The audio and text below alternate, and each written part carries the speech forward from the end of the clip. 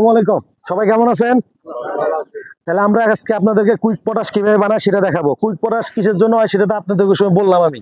এটা লাগলে আমি আবার বলে দিবনি যে ধান গাছের পাতা হালকা হলুদ হলুদ একটা ভাব চলে আসে, ইউরিয়া দিলেও এটা কাজ করে না।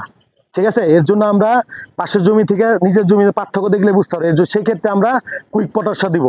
কুইক পটাশ দিলে গাছের পরিমাণ, গাছের গ্রোথ অনেক ভালো হয়ে যায়, পাতাগুলো সবুজ হয়ে যায় এবং খুব দ্রুত যে সার থাকে সেগুলো কাজ করার সহায়তা পায়। সেক্ষেত্রে আমরা নিব কতটুক, 60 গ্রাম এমওপি। এমওপি সার তো সবাই চিনেন। এর সাথে নিব থিওবিট, যেটা আমরা বলি সালফার। সালফার নিব হলো 50 গ্রাম বা 60 গ্রামও যদি নিতে পারেন, সমস্যা নাই।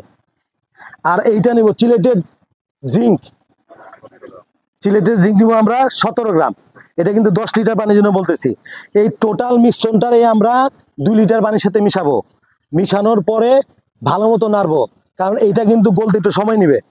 হ্যাঁ, 10 মিনিটের জায়গায় 15 মিনিট 20 মিনিট নেক, সমস্যা নেই, কিন্তু ভালো ভালো নাড়বো। নাড়ার পরে 2 লিটার পানির সাথে 8 লিটার পানি মিশিয়ে 10 লিটার পানিতে 5% জন্য আমরা স্প্রে করতে পারবো। এটা নিয়ে কোনো সমস্যা আছে? বুঝতে কোনো সমস্যা হইতেছে? একজন একটু বলেন দেখি কি বলছি আমি। 60 গ্রাম হলো পটাশ, 60 গ্রাম পটাশ, হ্যাঁ, 50 গ্রাম বা 60 গ্রাম হলো থিওবিট, আর জিঙ্গল হলো 17 গ্রাম। মানে এইটা হলো আপনার চিলেটেড জিঙ্ক, যেটা বলে আমরা 17 গ্রাম। কয় লিটার পানির সাথে মিশাবো?